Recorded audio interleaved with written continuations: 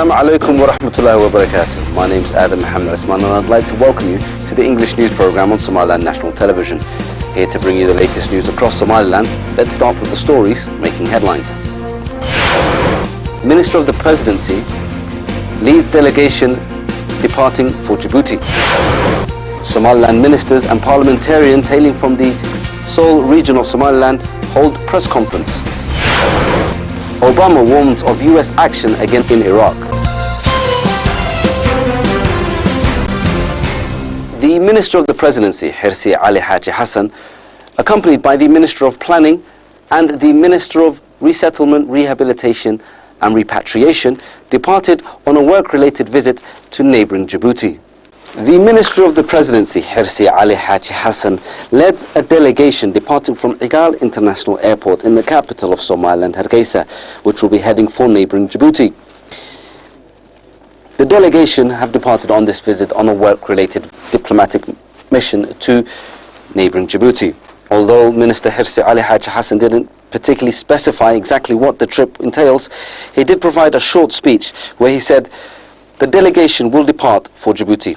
This delegation includes myself, the Minister of Planning and National Development, and the Minister of Resettlement, Rehabilitation and Repatriation. Ministers and parliamentarians hailing from the Seoul region of Somaliland held a press conference to discuss the recent issues in the Taleh district of the Seoul region.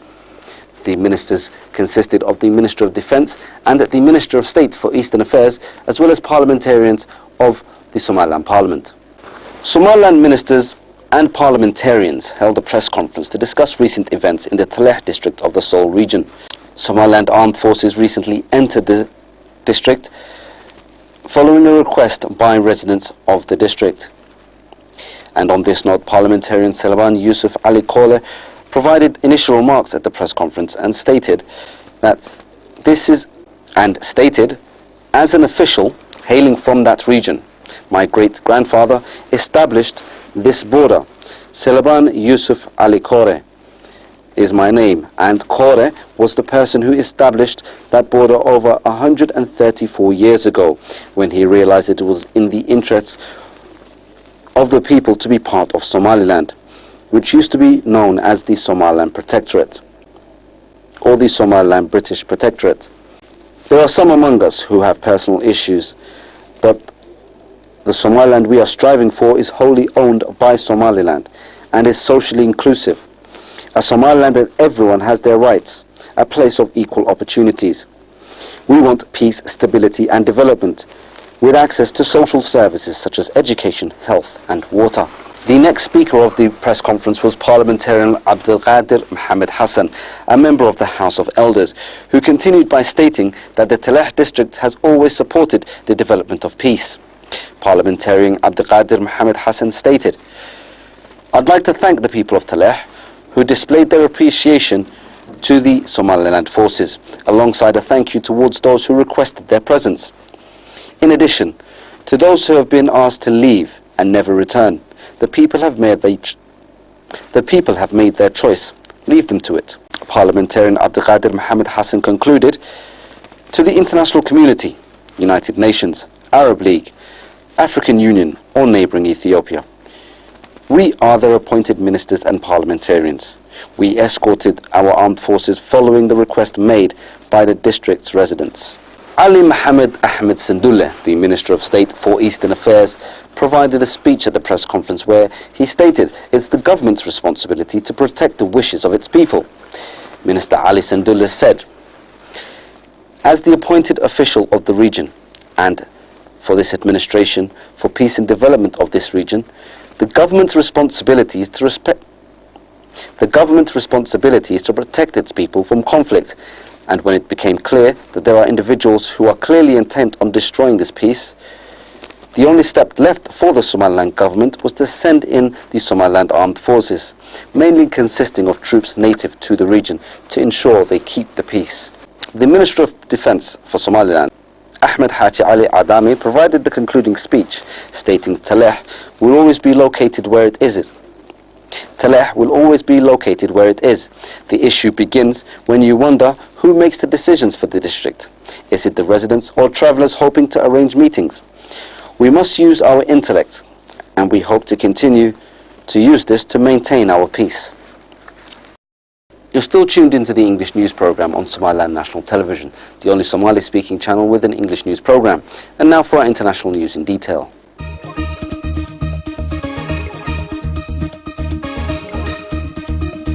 United States President Barack Obama has warned of US action against ISIL fighters following their capture of major cities across Iraq.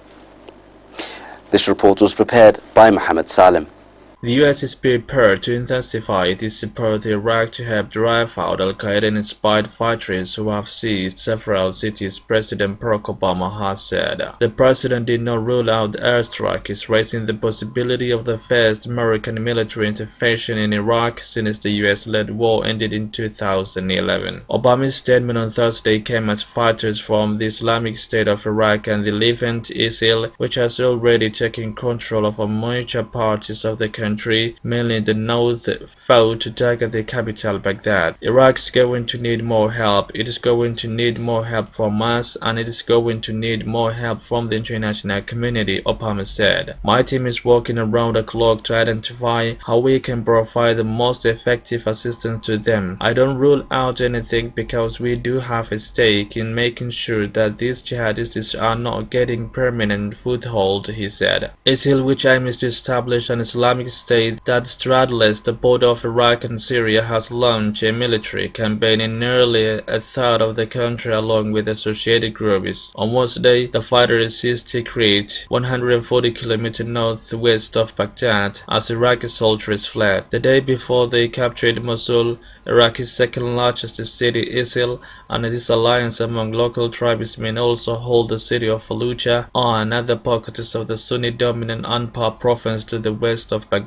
About 500,000 people have fled their homes in fear of increased violence from the ISIL takeover and possible military assault by the army to retake control of the seized areas. Speaking to reporters at the White House, Obama said the Iraqis needed to do more to bridge sectarian divides in the country, but he noted military action was needed right away. It's fair to say that in our consultations with the Iraqis there will be some short-term immediate things that need to be done military, and our national security team is looking at all the options. But this should be also a wake-up call for the Iraqi government. There has to be a political component to this. White House spokesman Jay Carney said later that the United States was not contemplating sending ground troops to Iraq. Critics, including Republican Speaker of the House of Representatives John Boehner, said Obama had contributed to the unrest in Iraq by failing to negotiate a deal under which the US would have left a small force there after pulling out troops at the end of 2011. Boehner urged Obama to deliver military and other aid promised to the government in Baghdad. What's the president doing? Taking a nap, he said. The Obama administration has highlighted recent US reports, including delivery of 300 Hellfire missiles, millions of rounds of small arms fire,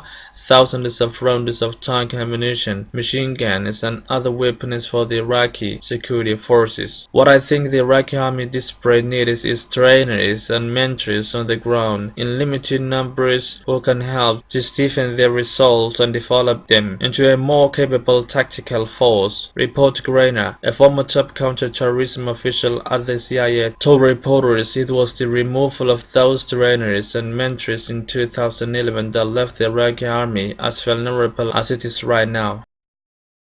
Ukraine has accused Russia of allowing 3 tanks to cross into the eastern regions of the country. This report has been prepared by Mohammed Salim.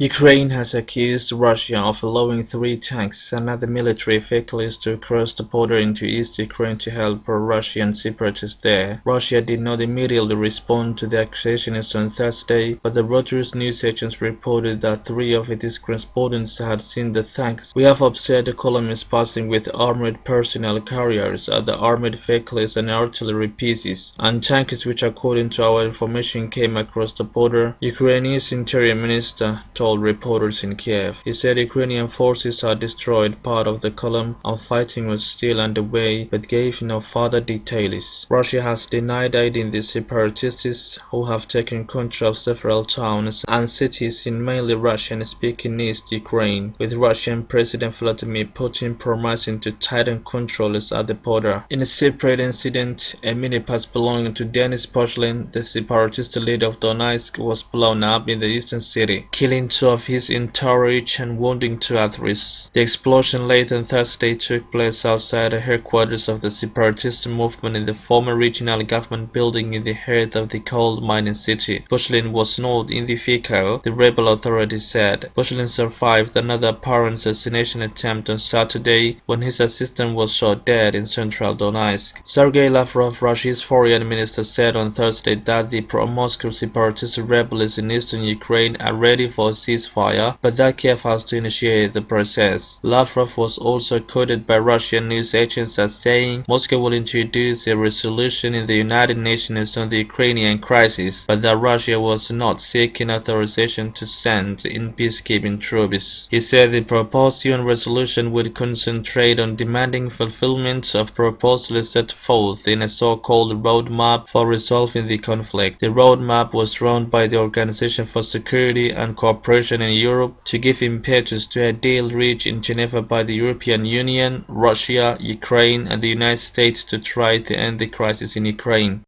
And that's all the news we have for you today. Thanks very much for watching. Until next time, Assalamu alaikum wa rahmatullahi wa barakatuh.